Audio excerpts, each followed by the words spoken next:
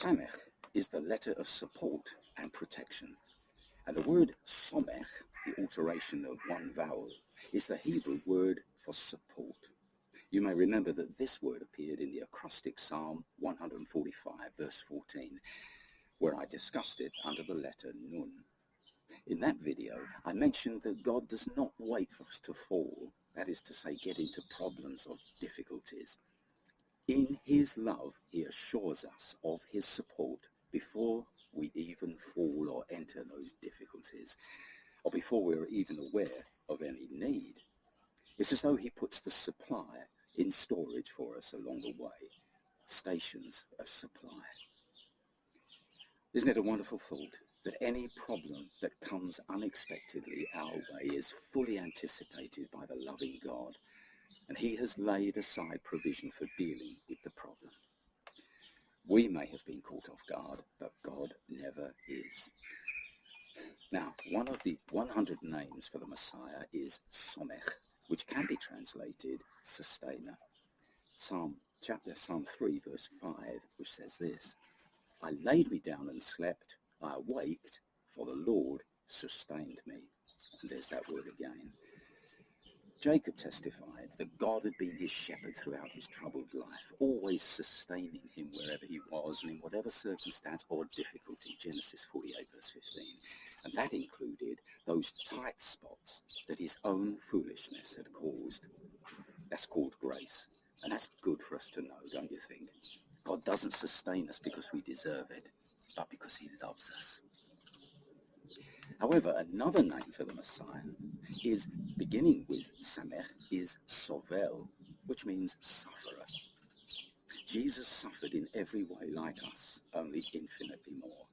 The greatest suffering of all was not the physical suffering of the crucifixion.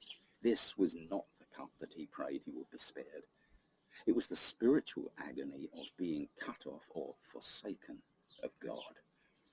A righteous man doesn't shrink from physical pain, but he does shrink from the threat of being forsaken of God. That is the ultimate agony. And here's the point. Jesus had no one to support him, no one to sustain him, unlike us in our infinitely smaller sufferings. Isaiah 63, verse 5 says, I looked, and there was none to uphold. I wondered that there was none to help. The Hebrew phrase for none to uphold is ein somech. And there's that very word once again. After all the hosannas and palm leaves when he entered Jerusalem just a few days before, only one person was found to help Jesus bear his cross when he stumbled and fell, Simon of Cyrene, and he had to be compelled. Simon probably felt it was one of the worst days of his life, but if he had known the truth and could have detected the real significance of the moment, how different he would have felt. May God teach us to recognize the significance of moments, places, and opportunities.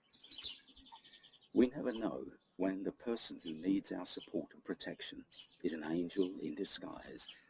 Whatever the case, angel or human being, our responses are noted in heaven. Sovel then means sufferer.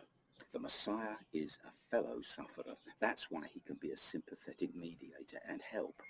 He knows what it's like to suffer. A story is told in the Talmud. Rabbi Joshua ben Levi asked Elijah, when will the Messiah come? Elijah replied, go ask him yourself. Where is he? Asked Joshua. At the entrance of Rome, replied Elijah. And by what sign shall I recognize him? He is sitting among the poor lepers, replied Elijah. When Rabbi Joshua travels to Rome, sure enough, there is the Messiah sitting with the lepers.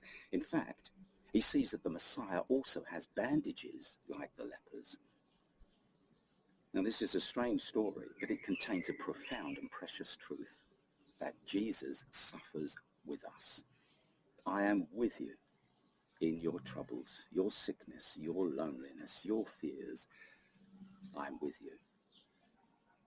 He has the answer to all our needs, but very often we're so troubled that we can't hear him. Have you ever been there? That is when he just sits beside us and wraps himself in our problem, weeping with us, and never forget, laughing with us also, how he loves us. The Talmud goes so far as to say that one of the Messiah's names is the leprous one. They base this on Isaiah 53 verse 4 following. Surely he took up our infirmities and carried our sorrows, yet we considered him stricken of God, smitten by him and afflicted. But he was wounded for our transgressions. He was bruised for our iniquities.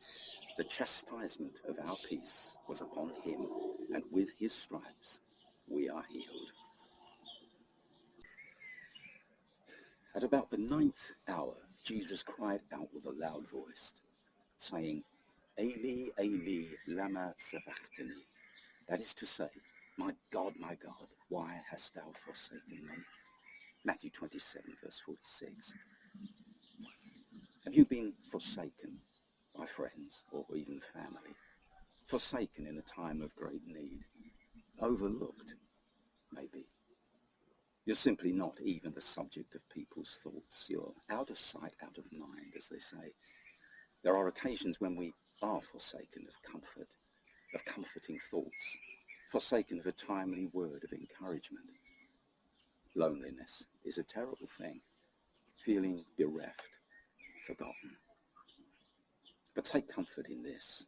Jesus has descended below your point of loneliness. He was forsaken of God himself. We may have occasion to say goodbye to all our friends and family, but never goodbye to God. Never goodbye to Jesus. He wraps himself in our troubles, even as he was bandaged like the lepers. And he sits with us until, by his wounds, we are healed.